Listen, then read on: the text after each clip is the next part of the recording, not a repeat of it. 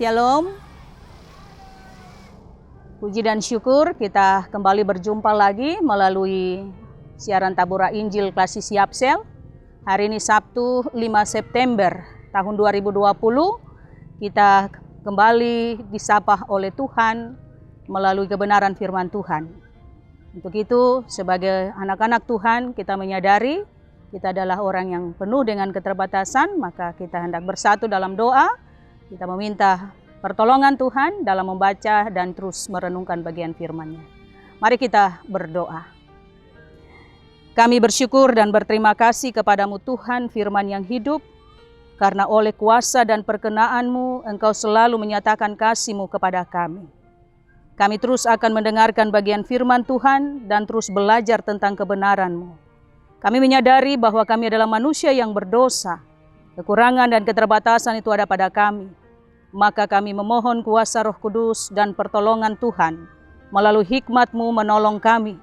Baik hamba yang menyampaikan firman-Mu, tapi juga umat Tuhan yang mendengar dan mengikuti melalui Tabura Injil Klasis Yapen Selatan. Bapa di dalam sorga, kiranya kuasa-Mu menyertai kami dari awal, pertengahan hingga berakhirnya pemberitaan firman Tuhan di saat ini. Dalam nama Tuhan Yesus kami berdoa. Amin. Pemirsa yang diberkati oleh Tuhan, bagian firman Tuhan yang disiapkan untuk kita sekalian terdapat dalam Alkitab Perjanjian Lama, Kitab Ulangan, pasalnya yang ke-6, ayatnya yang ke-4 sampai dengan ayatnya yang ke-15, yang berbunyi demikian. Kasih kepada Allah adalah perintah yang utama.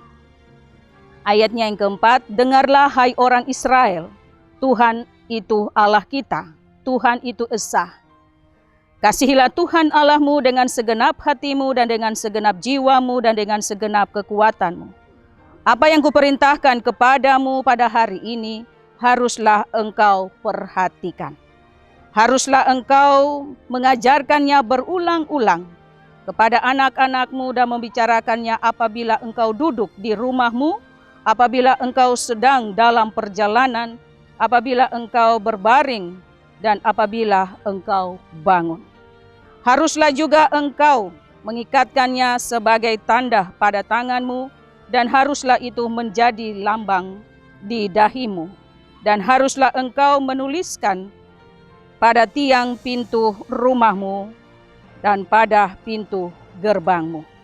Maka apabila Tuhan Allahmu telah membawa engkau masuk ke negeri yang dijanjikannya dengan sumpah kepada nenek moyangmu, yakni Abraham, Ishak, dan Yakub, untuk memberikannya kepadamu kota-kota yang besar dan baik, yang tidak kau dirikan. Rumah-rumah penuh berisi berbagai-bagai barang yang baik, dan yang tidak kuisi, sumur-sumur yang tidak kau gali, kebun anggur, dan kebun zaitun yang tidak kau tanami. Dan apabila engkau sudah makan dan menjadi kenyang, maka berhati-hatilah supaya jangan engkau melupakan Tuhan yang telah membawa kamu keluar dari tanah Mesir, dari rumah perbudakan. Engkau harus takut akan Tuhan Allahmu. Kepada Dia haruslah engkau beribadah, dan demi namanya haruslah engkau bersumpah. Janganlah kamu mengikuti Allah lain di antara Allah bangsa-bangsa sekelilingmu. Ayatnya yang terakhir, ayatnya yang ke-15, sebab Tuhan Allahmu adalah Allah yang cemburu di tengah-tengahmu, supaya jangan bangkit murka Tuhan Allahmu terhadap engkau, sehingga Ia menggunakan engkau dari muka bumi. Demikian pembacaan kita. Yang dikatakan berbahagia adalah kita semua, Bapak Ibu Saudara, para pemirsa Tabura Injil di mana saja berada, yang membaca firman Tuhan dan terus melakukan di dalam hari-hari hidup kita setiap hari. Tema yang diberikan Sinode GKI di Tanah Papua dalam mengikuti Bulan Binah Keluarga yang bertema kasih kepada Allah mendatangkan berkat. Kasih kepada Allah mendatangkan berkat. Pemirsa yang diberkati oleh Tuhan, berbicara tentang perjalanan bangsa Israel. Semua kita orang percaya telah mengetahui banyak cerita tentang perjalanan bangsa Israel. Namun ada bagian yang Tuhan terus mau perkenankan untuk kita pelajari dari umat Israel, yaitu bahwa umat Israel adalah umat pilihan Allah. Dan sebagai umat pilihan Allah, mereka wajib mengikuti peraturan, bahkan mentaati segala ketetapan yang Allah berikan melalui Nabi Musa. Dan sebagai umat yang mengalami pembebasan dari tanah Mesir ketika mereka ada dalam perbudakan, mereka telah mengalami pembebasan. Namun ada hal yang diketahui bahwa bangsa Israel tidak terlalu mengetahui karya besar Allah ketika mereka ada dalam perbudakan dan mereka boleh mengalami pembebasan. Mereka berpikir bahwa karya besar Allah itu adalah bagian sesuatu yang mereka terima dan mereka maknai sebagai pembebasan tanpa syarat. Itulah pikiran dari bangsa Israel. Sehingga mereka hidup sebagai bangsa, namun untuk mengetahui karya besar Allah, mereka terbatas dalam memahami. Namun proses Tuhan itu terlalu besar dan ajaib, sehingga Allah terus menyatakan karyanya kepada bangsa Israel. Sehingga ada bagian-bagian yang harus mereka lakukan, yaitu satu hal, mereka harus melakukan satu tindakan, yaitu kasih. Dan kita tahu kasih kepada Allah dengan segenap hati, bahkan jiwa, kekuatan, itu adalah bagian yang menjadi perintah utama bagi bangsa Israel yang diperdengarkan oleh Nabi Musa kepada semua umat pada waktu itu. Maka Allah mau menyatakan kepada mereka satu pernyataan yang disampaikan juga kepada seluruh umat Israel, bahwa Tuhan itu Allah, Tuhan kita itu Esa, satu, yang memang benar-benar satu dan untuk segala sesuatu dan untuk semua. Dan Allah tidak mau diduakan, karena kita tahu bahwa Esa berarti satu. Dan ini yang menunjukkan bagaimana pernyataan dari kehidupan bangsa Israel itu harus disadari, bahwa Allah memang benar-benar adalah Allah yang Esa, Allah yang satu bagi seorang dan untuk semua. Maka pembebasan yang dimaknai tanpa bersyarat dari Allah dialami dan dinyatakan bahwa mereka pahami sesungguhnya bahwa itu adalah kedaulatan Allah. Oleh sebab itu, pemirsa yang diberkati oleh Tuhan, Allah menghendaki supaya bangsa Israel menunjukkan satu tindakan, yaitu dengan mengasihi Allah. Dan Allah tidak mau diduakan, karena Allah yang disembah itu juga adalah Allah yang cemburu. Allah yang tidak bisa dibandingkan dengan ilah-ilah lain atau bangsa kafir. Maka bagian ini harus dipahami bahwa Allah Israel memiliki kedaulatan atas umatnya.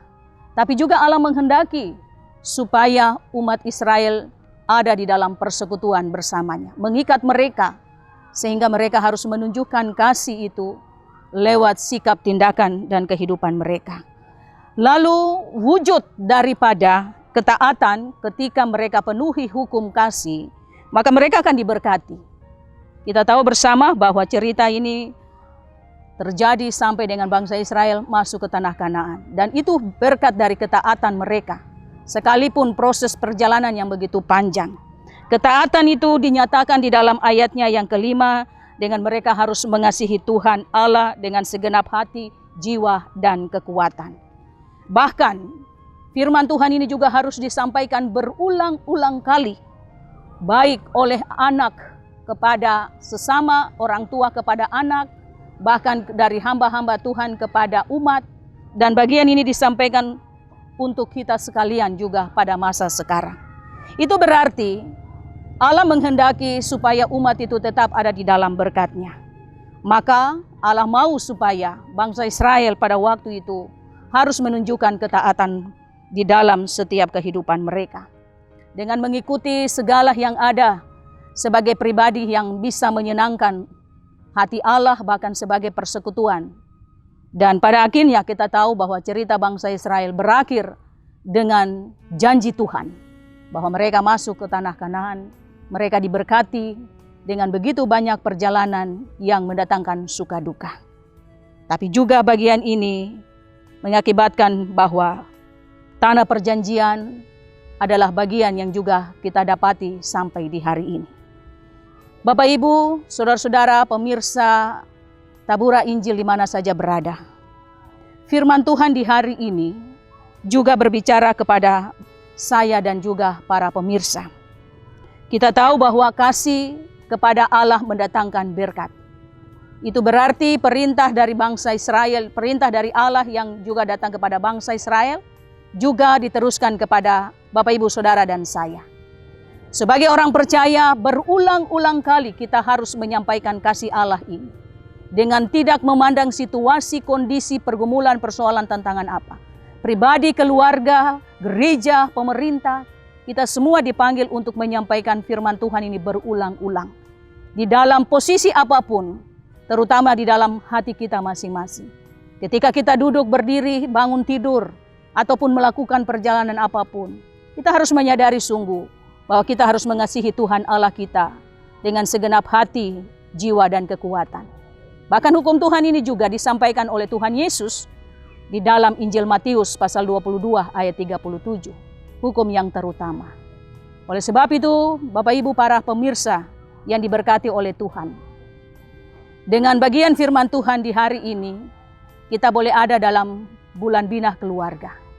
Mari sebagai orang percaya, baik itu ibu bapa, anak-anak, berulang-ulang firman ini kita perdengarkan di dalam pribadi kita, tapi juga di dalam rumah kita, lingkungan di mana kita berada, tempat di mana kita bekerja, bahkan aktivitas di mana terus kita kerjakan. Sehingga kita tidak berkata saja bahwa kita mengasihi Tuhan, kita menginginkan berkat dari Tuhan, tapi kita tidak menampakkan bagaimana cara hidup yang baik. Itu sesuatu yang menjadi sia-sia. Kalau Allah memberikan janji penyertaannya kepada bangsa Israel, yaitu tanah Kanaan, maka kita pada masa sekarang, Yesus telah datang dan memberikan kehidupan melalui kematian dan kebangkitannya. Maka tidak ada lagi yang Tuhan tidak kerjakan. Semua hal Tuhan Allah di dalam Yesus sudah kerjakan bagi kita. Maka menjadi tugas kita semua untuk menyampaikan, baik kami para hamba-hamba Tuhan, kepada umat untuk selalu mendengar dan tidak bosan-bosannya untuk mengasihi Tuhan. Karena kita tahu akhir dari segala perjalanan yang kita dapati, kita mau menginginkan berkat, bukan kutuk. Oleh sebab itu, kita juga harus menghargai kasih Allah di dalam kehidupan kita. Sehingga berkat yang diberikan oleh Tuhan akan terus menyertai kita. Berkat apapun, umur, kekuatan, kesehatan, karir, bahkan juga pelayanan, pergumulan terjawab, tantangan kita boleh hadapi dengan baik dan bisa ada solusi jalan keluar. Itu adalah janji-janji Allah bahwa penyertaan Allah itu berlaku untuk kita sekalian. Oleh sebab itu, dalam bulan binah keluarga di tahun 2020, kita semua mengevaluasi diri kita. Kita semua mau merenungkan pribadi kita. Apakah benar-benar kita sudah mengasihi Allah? Kasih yang menjadi hukum yang pertama dan utama, sudahkah kita kerjakan sebagai seorang pribadi, bahkan di dalam keluarga, gereja di mana kita melayani, pemerintah di mana kita bekerja, semua orang percaya. Dari yang muda sampai yang tua, apakah kita semua sudah mengasihi Tuhan? Kalaupun belum, Tuhan terus memberikan waktu, karena kasih tidak dimiliki oleh siapapun, hanya di dalam Allah dan dikerjakan oleh Allah sendiri melalui Yesus Kristus. Maka responlah kasih itu di dalam setiap kehidupan baik dalam persoalan pergumulan tantangan. Percaya bahwa kalau bangsa Israel masuk di tanah Kanaan, maka Bapak Ibu Saudara dan saya juga akan mendapat berkat, yaitu kehidupan kekal, bahkan jeripaya kita tidak akan menjadi sia-sia. Teruskanlah apa yang kita dapat dari Tuhan Allah, yaitu kasih. Sehingga kasih kepada Allah mendatangkan berkat, bukan sekedar ucapan, tetapi dengan kata dan perbuatan kita, melalui iman kita kepada Allah yang memberi kehidupan, Yesus yang mengerjakan segala hal dan mendatangkan berkat, dan di dalam pertolongan kuasa Roh Kudus menolong dan memampukan kita sekalian. Amin. Firman Tuhan bagi kita di hari ini, saya percaya kita semua pasti dan terus diberkati oleh Tuhan. Maka ikuti terus siaran Tabura Injil Klasik Siapsel, karena kita semua terpanggil untuk saling melayani. Oleh sebab itu, dukunglah kami dengan terus memberikan hal-hal yang merespon untuk membangun siaran ini guna kepentingan pelayanan dan pemberitaan Injil. Tuhan memberkati kita semua dari sekarang ini kekal sampai selamanya. Shalom.